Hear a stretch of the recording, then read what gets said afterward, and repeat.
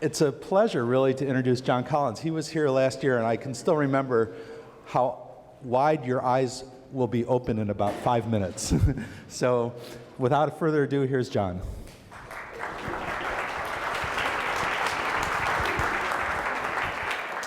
So, if this is your first Maker Faire, what took you so long? This is my 10th Maker Faire, I'm proud to say. I have been part of every Maker Faire from the very beginning. So, yeah. I'm John Collins. I am the world record holder for paper airplane distance. If you've not seen the throw, here it is. There it is. There it is. We are all over that one. That's going to do it. Get up there, get up there, get up there, get up there, get up there.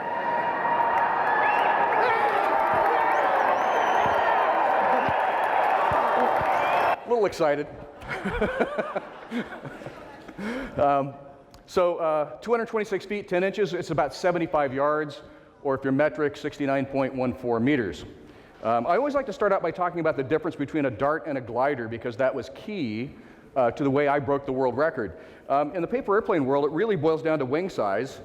Darts are lifting the same amount of paper as gliders, and so little wings have to work harder. That means little wings have to fly faster to lift the same amount of weight. So, example, here's a dart, and here's a glider. Again, dart, glider. Uh-oh, stalling, stalling, stalling. Go ahead and throw those back if you would. Just throw it back. Ha! Whoa, who threw that one? Nice job. That one's still making it back. So even if you're looking, there's a comparison of the wing size, but even if you're looking at wing shape, and by the way,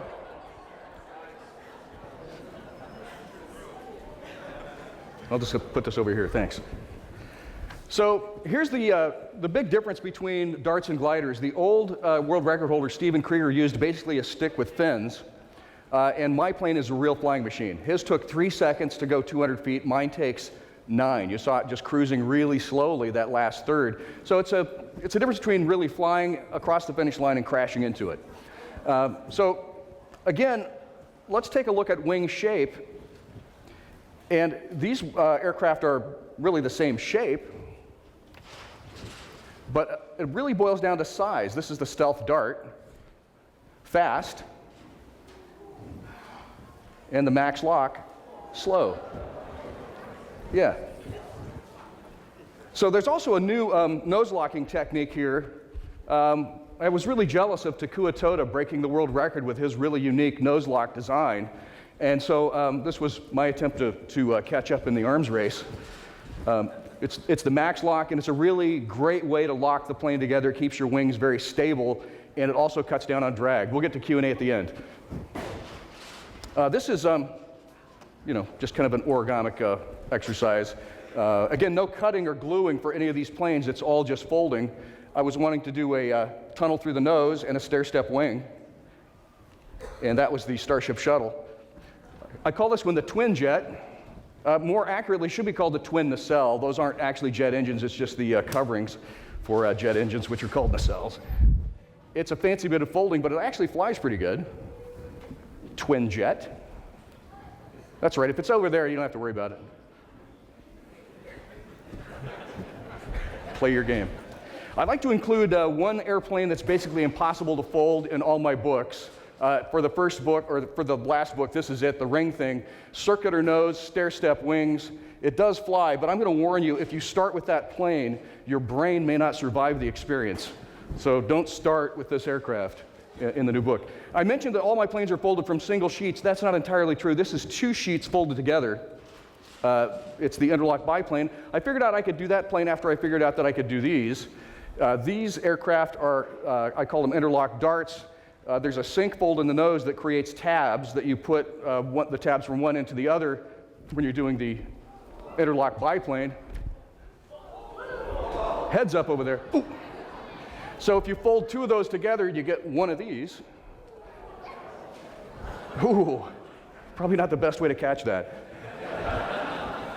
The old crunch catch. Does it fly anymore? Does it? Throw it back. Is it working still? He's examining it. Don't take it apart, please. I need that for later. This is an aircraft I'm particularly proud of. This one won an international distance competition. And the trick with that competition is you had to ship your planes all the way to Spain. Somebody else was going to throw them, but that's not all that weird in some competitions that somebody else will throw your plane. But the trick was really surviving shipping. And the trick that I did, here's the thing with shipping a plane. If you take an aircraft that's flying pretty good like that, and you put that in a box and you hand it to the FedEx guy, yeah, right, you see where this is going.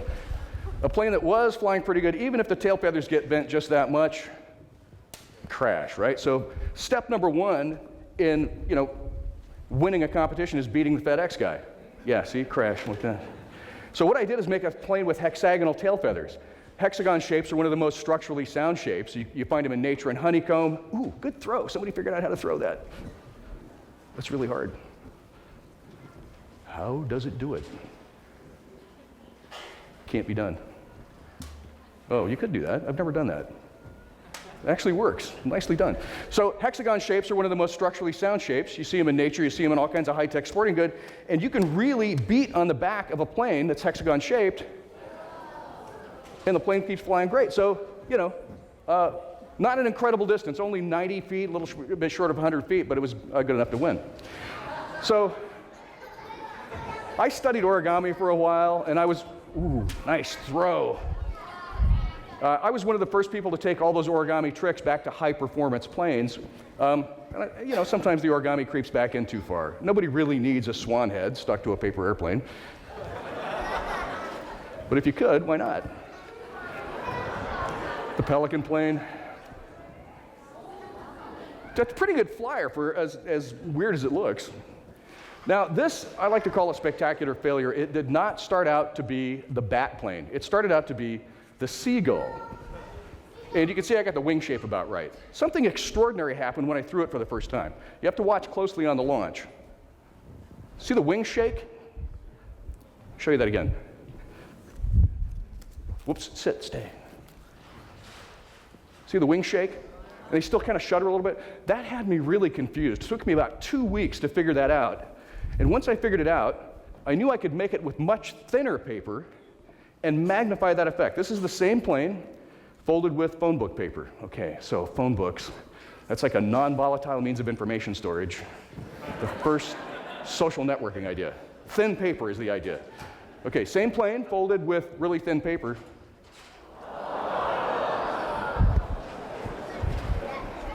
It's alive! I'll throw it down this way just for fun. Okay, show of hands, how many people think the flapping, almost stepped on my plane. They don't survive that, by the way. How many people think the flapping helped it fly? Thank you for playing. The flapping is actually a result of something bad. So the plane has very flexible center crease now because it's super thin. And it's got a lot of up elevator. And when you flip it over, you can see that there are a lot of layers toward the rear of the plane, and that makes it tail heavy. So it's actually climbing. As it's climbing, the wings flex together. At the apex of the climb, no more pressure, the wings relax, so it flies and stalls and flies and stalls. So it's constantly stalling. It is a terrible airplane. But it's the bat plane. Okay, not a paper airplane. That is a single sheet of paper with no cutting, folding only. 5 fingers on each hand, eyes, nose, mouth, tongue, horns, wings, a tail with a little barb on it, feet. I show that for a couple of reasons. First of all, let me just tell you, it took 8 hours of folding. Perfectly okay to say paper airplane guy, get a life. Fair enough. 2 words in my defense, jury duty, okay? So I show that for a couple of reasons. I'm kind of a show-off, but more importantly, people give up on folding as a technique for creating paper airplanes. I would submit if you can fold something as complicated as that, you can probably fold a paper airplane. So don't give up on folding. Don't get into cutting and pasting unless you have to.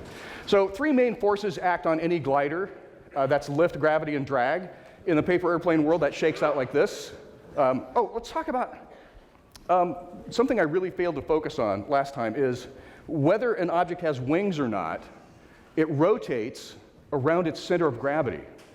So a great example of that, the Araby that new kind of Frisbee that's got a hole in the center, when you throw it, it's rotating around its center of gravity, but the center of gravity is not on the aircraft. I just think that's so cool. So in the paper airplane world, if the center of gravity and center of lift are balanced, the plane will have nice level flight.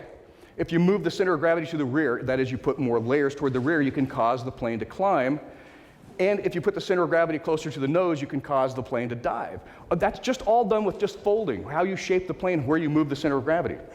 So wings or not, it will rotate around the center of gravity. Here's a great example of a plane that you can really spot the center of gravity on quite easily.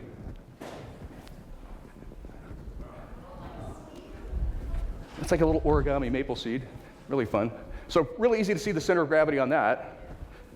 Here's one. You can see the center of gravity on it, but again, notice where the center of gravity is.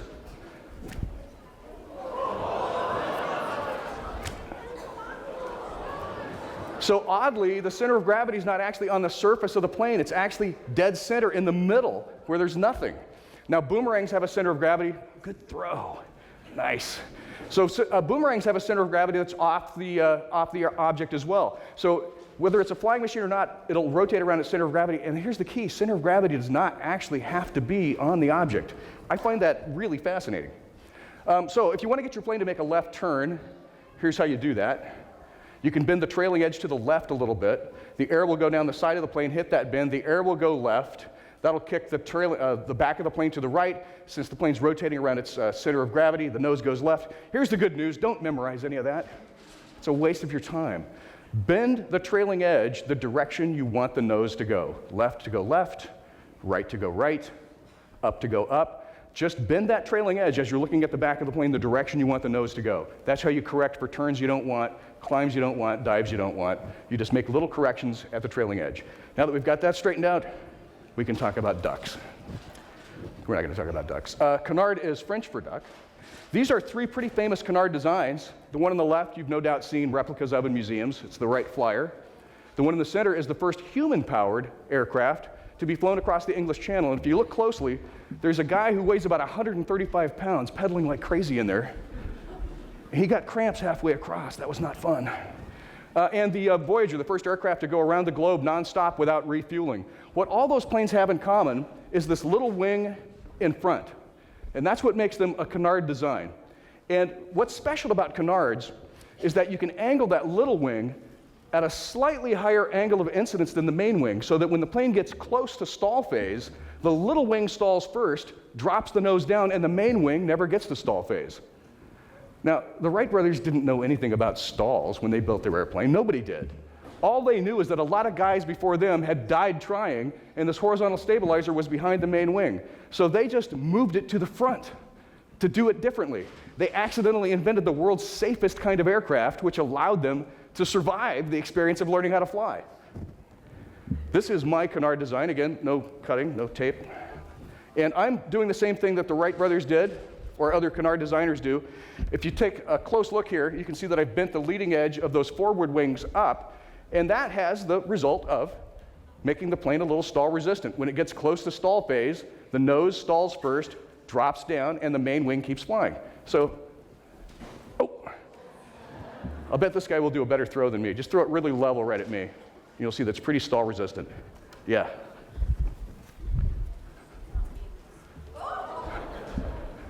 Run for your life. So, good throw. So when I'm not working with a crowd who's nice enough to throw my planes back, and I'm just throwing planes at home, it's nice to have a plane that does that. Down in flames. See if we can get a couple of planes going here.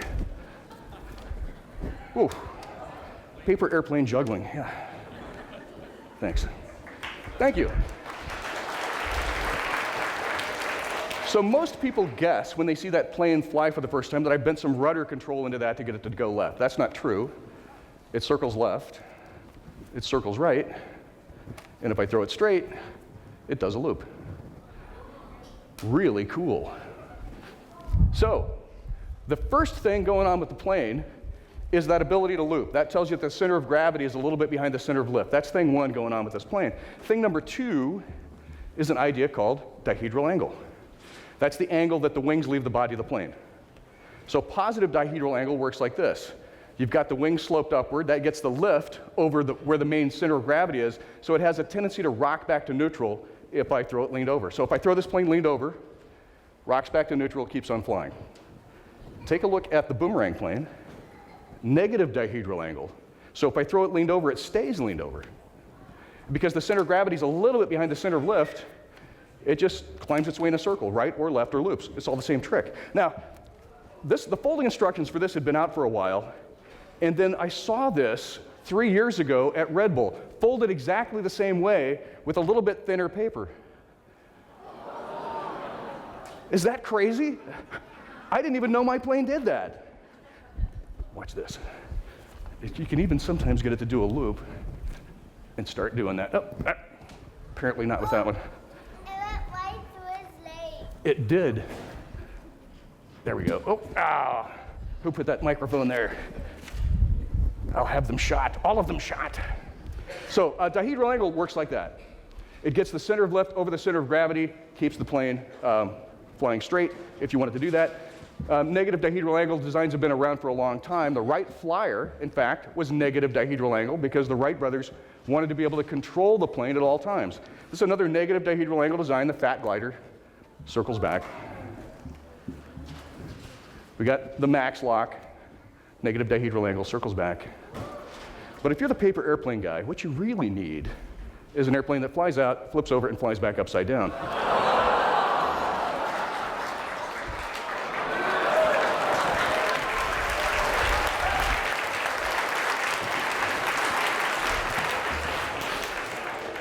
So the Boomerang 2, crazy airplane, very flexible center crease, and when you flip it over again, a lot of layers toward the rear, so that makes it do that crazy stall. But here's the key.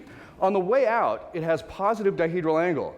After the crazy stall, look what happens. The body of the plane flops open a little bit, now positive dihedral angle on the way back. So positive on the way out, positive on the way back, with a really crazy tip stall in between. That's the Boomerang 2. Now, a few years ago, I got interested in breaking world records because I noticed that if your book said world record holder on the cover, you could sell a few more books. Not a crazy idea, right? So the first record I went after was time aloft. Ken Blackburn had the record at the time. It was about 27.6 seconds. So, I bought Ken's book, folded his plane. Plane's got a good glide ratio, but I've got plenty of planes with that good a glide ratio. So I figured, man, I'm in the hunt. I can do this. And then I went to YouTube and I watched Ken throw his plane. Ken's right arm is basically like a howitzer. My right arm is more like a wet noodle.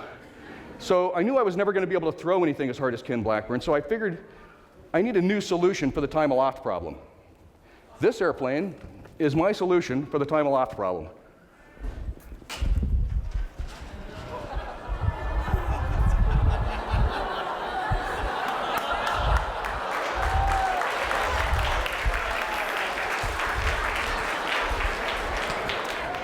There you go.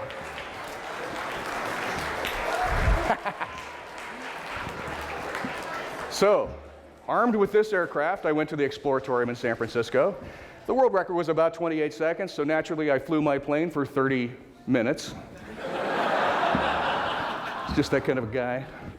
Sent that to the Guinness people, and they said, that is amazing. We have never seen anything like that. Completely breakthrough. We are now going to have to rewrite the rules to forbid your kind of plane.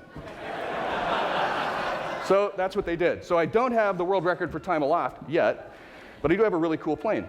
Again, made out of really lightweight paper, phone book paper, and it's got a very low sink rate. The glide ratio, not tremendous, but look how slowly it's falling vertically.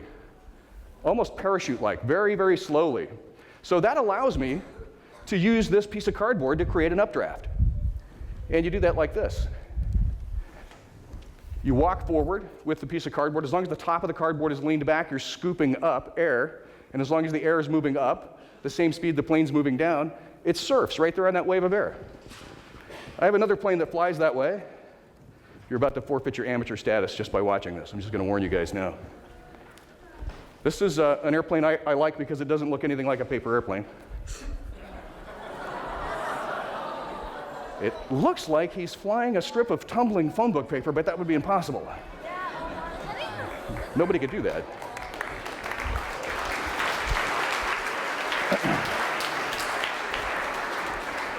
So, the most simple of designs. One long edge bent down, one long edge bent up, that gets it to tumble. Bless you. One end bent down, one end bent up, that just keeps it traveling the same direction. You could bend both ends the same direction, but that would move the center of gravity off the rotational plane. English translation, it would wobble a little bit. This is a much cleaner way to get it to tumble. So you can make these guys a lot of different shapes and sizes. This is one that I made out of tissue paper, like you might wrap a gift with. And it is small enough that you can actually, just do that. There's no physics involved with this one. This one is just magic. It's super low sync rate.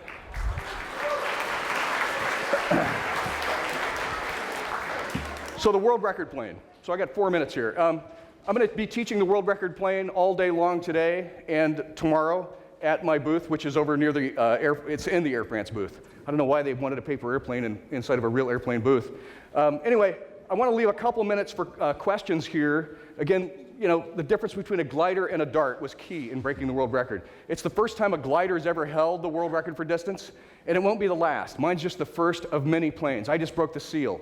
People are going to catch up to me. I'm offering a $1,000 reward for people to use my plane and break my record, because I think it goes much further than I can throw it or my thrower throws it. So this is a preview of the actual folding, if you're good at memorizing stuff.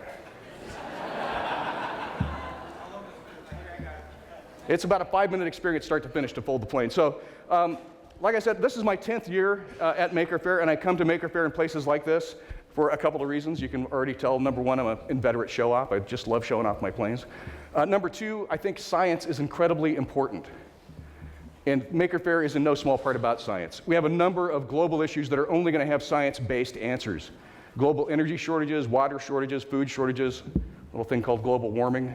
We don't have any spare brains on the planet. So I want to thank all you guys for coming to a place like Maker Faire and caring about science. And my way of celebrating, find a hole in there. Thank you all for coming to Maker Faire. I hope to see you the next 10 years.